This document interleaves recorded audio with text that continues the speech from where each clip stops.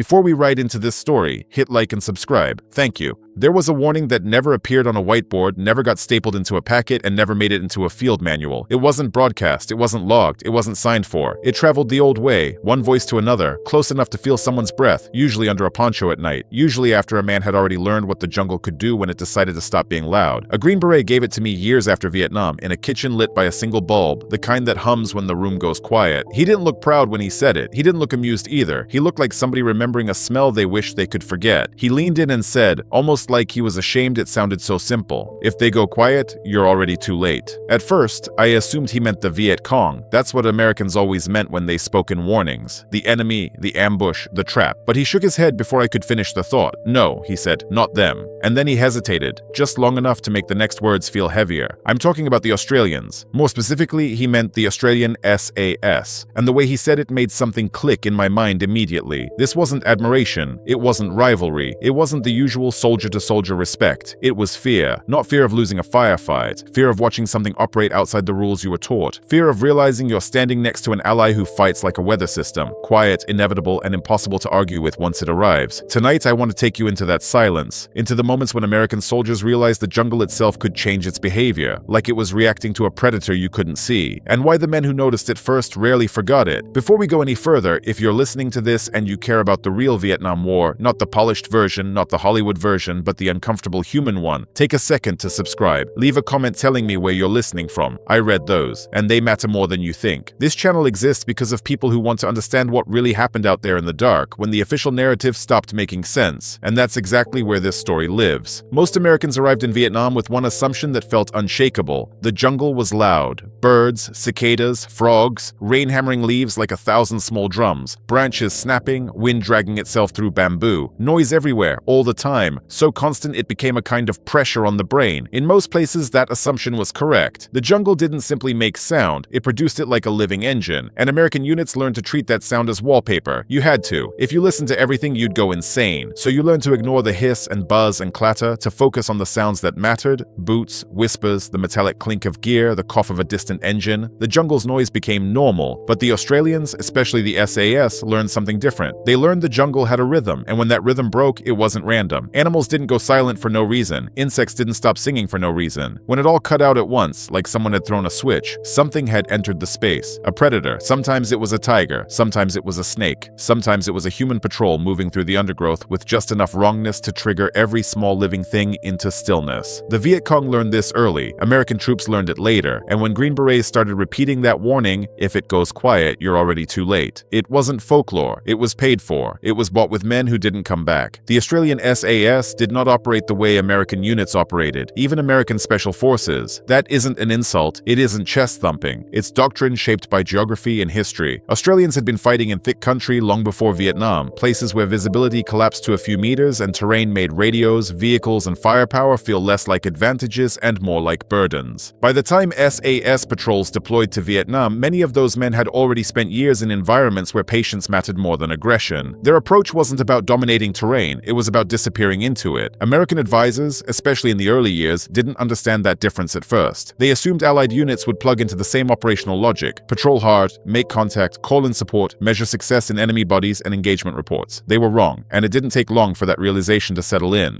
The first real shock often came during joint operations, those brief windows where American reconnaissance teams moved in the same area as Australian SAS elements, sometimes parallel, sometimes crossing paths at a distance. Americans noticed something immediately. The Australians moved slower, far slower than seemed reasonable. Hours to cover distances American patrols would normally chew through in minutes. At first it looked inefficient, then it looked cautious. Then, after you watched it long enough, it started to look intentional. Like the slowness was the point, like the patrol was not traveling through terrain but reading it. Australian patrols stopped often, not to rest, but to listen. Not just for human sounds, for everything else. Birds shifting in trees, insects rising and falling, a frog calling from water, the soft, continuous shiver of leaf movement. They weren't waiting for noise, they were waiting for the absence of it. That concept took time to sink in for American observers. For some, it never fully did. A Green Beret captain attached to a reconnaissance element in Phước Tuy Province described the moment it clicked for him. He didn't describe a firefight, he didn't describe an explosion, he described a pause. His team had been moving parallel to an Australian patrol, separated by terrain, not close enough to talk, but close enough that you could sometimes catch a glimpse of movement through the green. The Americans halted to adjust formation. One man shifted his rucksack, a quiet scrape of canvas, and that's when the captain noticed it. The jungle had gone dead. No insects, no birds, nothing. Just the sound of his own heartbeat pressing against his ears. His first thought was that his team was making too much noise, because when the jungle is loud, your mistakes hide inside it, and when the jungle is quiet, every breath feels like a gunshot. His second thought was worse. Something else had already arrived. Before he could even whisper a command, the Australians halted completely, not like men stopping, like smoke settling. They melted into cover so seamlessly the Americans lost visual contact in seconds. No signal, no warning, just absence. The captain said that moment stayed with him longer than any firefight he experienced in Vietnam, because firefights made sense, silence didn't. Australian SAS ambushes were built around that silence. They didn't announce themselves with preparatory fire. They didn't crash through brush to fix the enemy. They let the environment do the talking. Their patrols positioned along Viet Cong movement routes that intelligence barely acknowledged. Not roads, not trails in the Western sense, habits, patterns, subtle preferences in how men move through terrain over time. The Australians learned to read those preferences the way a tracker reads prints, except the prints weren't always on the ground. Sometimes they were in broken spiderwebs, sometimes in the bend of a vine, sometimes in the way a patch of grass refused to grow back the same way twice. They chose kill zones not for visibility or fields of fire, but for inevitability, places where movement naturally slowed, places where men relaxed just enough to die quietly. And when an ambush began, it often didn't sound like one. There was no eruption of chaos. In many cases, the first indication something was wrong came from the Viet Cong themselves, because it wasn't gunfire that alerted them. It was the feeling of a man beside you no longer moving, a shape that had been there a second ago, gone.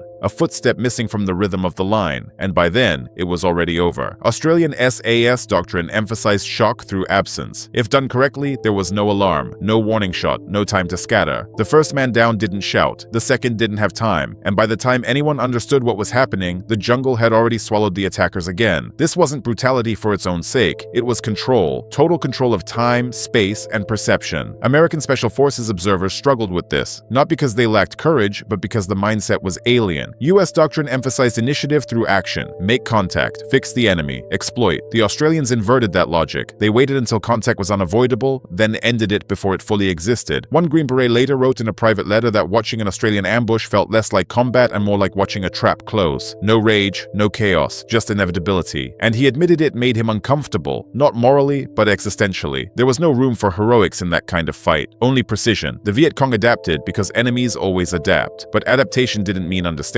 Captured documents and later interviews suggested a growing superstition around Australian patrol areas. Certain routes were avoided at night. Units were instructed to move in daylight despite increased exposure, simply because darkness belonged to the Australians. There were reports of entire patrols refusing to enter regions known for SAS activity, not because of losses alone, but because of how those losses occurred. Men vanished. Camps were found disturbed without evidence of a fight. A cooking fire still warm, but no one there. A footprint pattern that stopped mid-trail as if the jungle had reached out and erased a line of people. The psychological effects spread faster than any intelligence estimate could track, and American units nearby began noticing secondary effects: reduced enemy movement, fewer probes, fewer nighttime contacts. At first, it felt like relief, then it started to feel wrong. War teaches you to expect pressure. When pressure disappears without explanation, it doesn't feel like peace. It feels like the air before a storm. Green Berets advising indigenous forces noticed their counterparts growing nervous in areas where Australians were active. Local fighters began listening more closely to the jungle, sometimes refusing to move when the sound changed. When Americans asked why, the answers were vague. Ghosts, bad places, wrong nights. These weren't tactical explanations, but they were consistent. And in war, consistency matters. One warning began circulating informally among American Special Operations units. It was never written down, never attributed to a single source, but it showed up again and again in the same form, like a piece of wire passed hand to hand. If the jungle goes quiet all at once, don't advance. Don't investigate, freeze, because whatever caused that silence is already ahead of you, and it has already seen you. The warning wasn't about avoiding combat, it was about recognizing when combat had already been decided by someone else. And more often than not, that someone else wore an Australian boonie hat and moved like the jungle itself. When people imagine an ambush, they picture the moment it explodes into violence, gunfire, shouting, chaos. That image is so ingrained it hides the truth. For the Australian SAS in Vietnam, the ambush was decided long before the first enemy ever stepped into the kill zone. By the time contact was made, the outcome was locked. The silence everyone talked about wasn't dramatic, it was procedural. It was was the natural byproduct of a process that began days earlier, sometimes more than a week, with men lying motionless in terrain that actively tried to kill them through heat, insects, rot, and exhaustion. They didn't set ambushes the way American units were taught. There was no rush to occupy a position and wait. The first phase was always reconnaissance, and it was obsessive. They studied ground the way surgeons study anatomy, not just where the enemy moved, but why. Why this bend instead of another? Why did men slow here? Why did they pause there? Why did a trail feel preferred even when another trail looked easier on a map? They learned the enemy's unconscious habits because habits were predictable in ways orders never were. Viet Cong fighters might change routes under pressure, but they still favored certain terrain features, certain rhythms, certain shapes of movement. The Australians learned those rhythms until they could feel them. This required time, and time was something American doctrine rarely afforded. US units were under pressure to patrol, engage, show presence. Australian SAS patrols operated under a different mandate: fewer patrols, longer duration, narrower focus. A team might spend days simply confirming that a trail was used often enough to justify an ambush. They watched footprints age, watched vegetation recover, noted the spacing between men, noted who carried what, noted where the line naturally compressed, where men adjusted straps, where they turned their heads to spit, where they shifted their weapons. Every detail mattered because the ambush wasn't about surprise alone, it was about certainty. Once a site was chosen, the Australians didn't move in all at once. They approached in fragments over time, blending their arrival into the natural movement of the jungle, avoiding a single moment of disturbance. Positions weren't chosen for comfort. Often they were physically miserable: waterlogged ground, insect swarms, angles that forced men to remain contorted for hours. But comfort was irrelevant. What mattered was that nothing in the environment reacted to their presence. This is where American observers struggled the most. Many were trained in stealth, but this wasn't just hiding from humans. The Australians hid from the jungle itself. They masked scent. They managed waste like it was evidence in a crime scene. They adjusted micro-movements to avoid disturbing insects, because a sudden gap in buzzing could travel through a patch of jungle like a whisper. It sounds excessive until you realize the jungle's background noise is a living system. Disrupt it the wrong way and everything notices. The ambush itself often began without a signal. No shouted command, no radio call. Each man knew when to act based on timing, spacing, and the movement of the enemy through the kill zone. In many cases, the first enemy was eliminated without a sound loud enough to travel more than a few meters. That first moment was everything. If it was clean, the rest followed like a chain reaction. If it wasn't, the entire ambush could unravel. Australian SAS training put enormous emphasis on that first action because it determined whether silence would be maintained or broken. When silence was maintained, the psychological effect was devastating. Enemy fighters didn't immediately understand they were under attack. They sensed something wrong but couldn't locate it. Men disappeared from formation without explanation. Movement stopped not because of command but confusion. That hesitation was lethal, and the Australians exploited it, moving through the engagement with a speed that seemed impossible after the patience they'd shown earlier. To observers, it felt like watching two different units inhabiting the same bodies. Green Berets who witnessed this sometimes described a strange helplessness, not fear for themselves, an inability to mentally process what they were seeing in real time. American training emphasized reacting to contact, adapting on the fly. Here, there was nothing to react to. By the time the mind caught up, it was over. One former Special Forces NCO described it as watching a sentence finish itself. Once it started, there was no interrupting it. This was where the warning about silence truly made sense. When the jungle went quiet, it wasn't just because Australians were nearby, it was because everything else had already noticed them and responded. Animals fled or froze. Insects stopped. The environment adjusted. By the time a human noticed that change consciously, it meant the Australians had been present for some time. They weren't arriving. They were already positioned, already watching, already deciding who lived and who didn't. The Viet Cong learned this slowly, but learning didn't mean countering. Some units tried to move noisily on purpose, hoping to mask the silence that preceded an ambush. Others increased spacing, but that only delayed the inevitable. A stretched-out patrol was easier to dismantle quietly. Some commanders ordered random halts and direction changes, but these were crude measures against a force that understood terrain at a cellular level. The Australians weren't chasing the enemy, they were waiting for him to become himself. American units operating near SAS areas began noticing patterns that didn't appear in official reports. Enemy activity declined, but not uniformly. It thinned in specific corridors around specific terrain features. When activity did occur, it was cautious to the point of paralysis. Green Berets advising local forces sometimes found their counterparts unwilling to move at all after dark, not because of superstition, but because of experience. Places where the jungle went silent were places you didn't enter. It wasn't cowardice, it was survival. This difference created tension higher up, even if it was rarely acknowledged openly. American commanders wanted to know why enemy movement had slowed in certain sectors without corresponding contact reports. The Australians struggled to explain it in a language that fit American metrics. There were no firefights to point to, no dramatic engagements, just absence. From an operational standpoint, absence looked like inactivity. From a human standpoint, it looked like dominance. Green Berets lived in the gap between those perspectives. They saw the value, even if they couldn't always translate it up the chain. Some tried to adapt. adapt. They slowed patrols. They emphasized listening over movement. Others recognized the limits of institutional change and simply adjusted personally. They learned when to stop, when to wait, when silence wasn't relief, but warning. What made this especially unsettling was that silence worked both ways. The Australians knew when they were being hunted too. They listened for changes that didn't belong. They trusted the jungle to tell them when something was wrong. That mutual awareness created a strange equilibrium in areas where both sides operated. Violence didn't vanish. It just became rarer and more surgical. The first serious attempts to adopt Australian SAS methods into American operations didn't fail because Americans lacked discipline or courage. They failed because the underlying assumptions were incompatible. Silence, as the Australians practiced it, required a relationship with time American forces didn't have.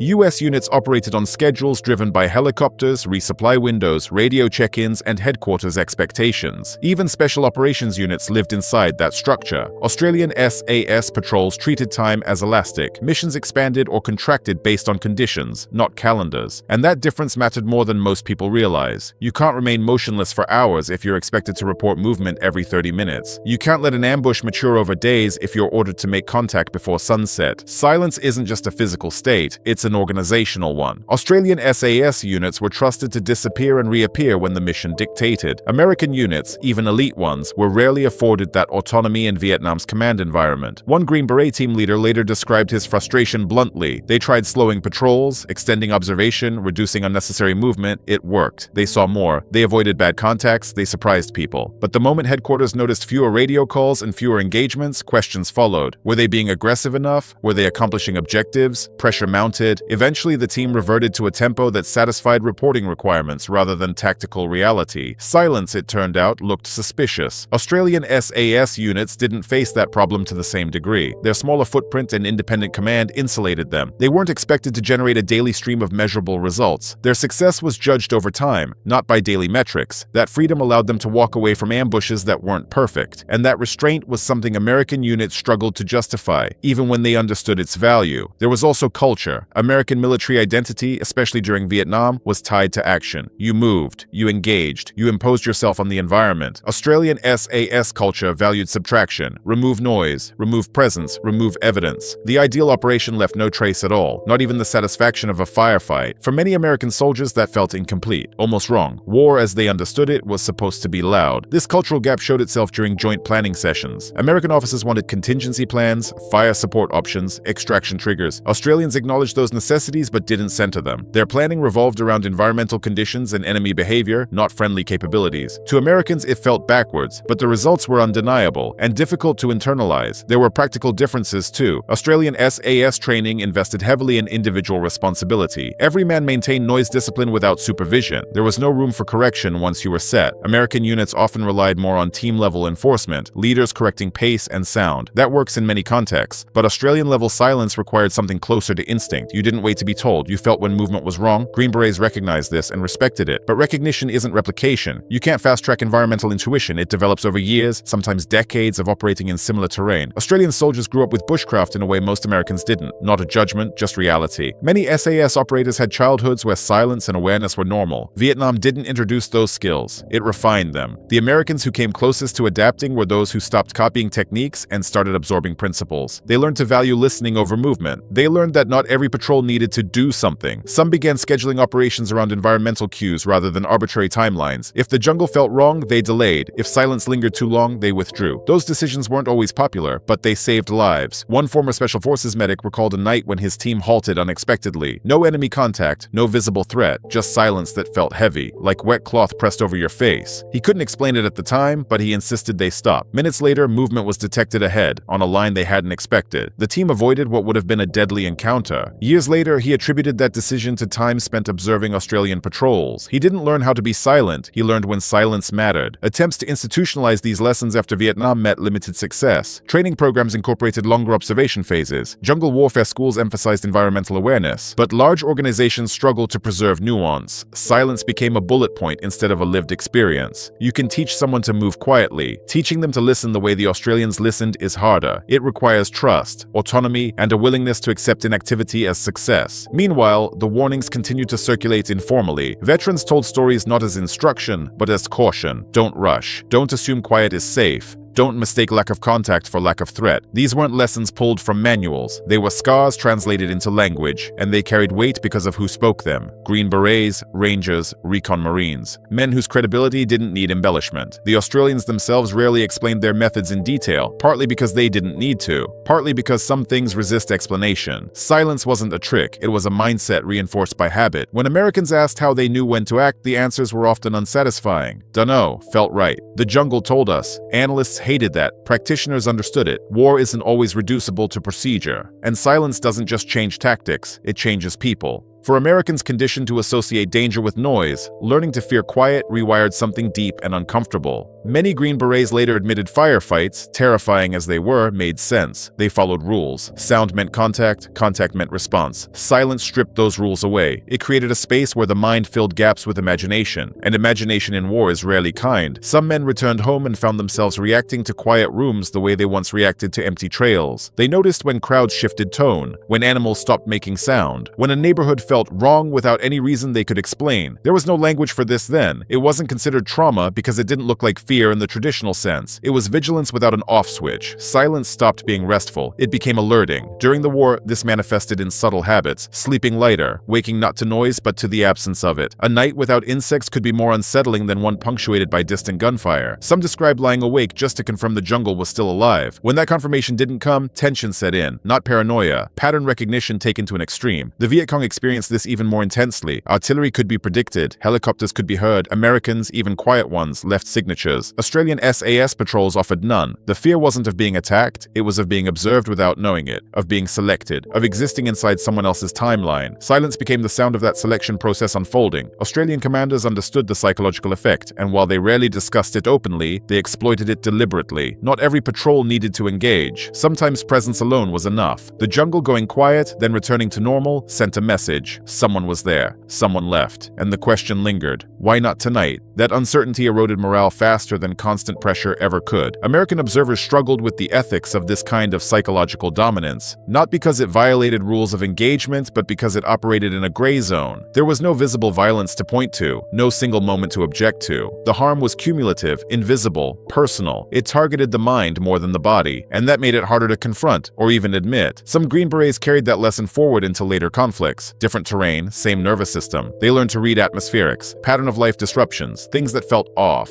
Different language, same idea, silence still matters. It still tells you something, if you're willing to listen. What changed was how easy it became to ignore the signal. Modern warfare is saturated with data, feeds, sensors, updates, a constant stream of noise that can drown out the oldest warning in the book. Silence gets dismissed as a gap in reporting, a glitch, a dead patch of signal. But the danger isn't that silence lost its meaning, it's that fewer people are trained to respect it. The Australians in Vietnam didn't have that luxury. Their survival depended on noticing what wasn't there. And for the Americans who watched them, the lesson became personal. Not every threat announces itself. Sometimes the most dangerous moment is when everything feels too calm. Sometimes moving just because you can is the worst decision you can make. These aren't lessons you learn on a range. They're absorbed slowly, often painfully. Looking back now, it's tempting to romanticize this kind of warfare, to turn it into myth. That would be a mistake. Australian SAS operations were effective, but they came at a cost. Psychological strain, isolation, a way of operating that made reintegration hard. Silence protected them in the jungle, but it followed many of them home. The same awareness that kept them alive made normal life feel noisy, careless, disordered. That price rarely appears in after-action reports, and the Americans who brushed up against that world felt echoes of it without fully inhabiting it, enough to change how they saw danger, enough to pass warnings they couldn't always explain, enough to recognize years later that some of the most important lessons of Vietnam had nothing to do with strategy or politics, and everything to do with perception. That's why this story matters. Not because it proves one ally was better than another, not because it turns men into legends, but because it points at something the official narrative never knew how to measure. How do you report success when success looks like nothing happening? How do you brief silence? You can't, not cleanly. So it stayed underground, passed from mouth to ear, night to night, war to war, and the warning survived because it worked. If they go quiet, you're already too late, because by the time you notice the jungle has stopped singing, someone else has already been there long enough to make every living thing hold its breath. And if you're hearing that silence now, it means you weren't the first one to arrive.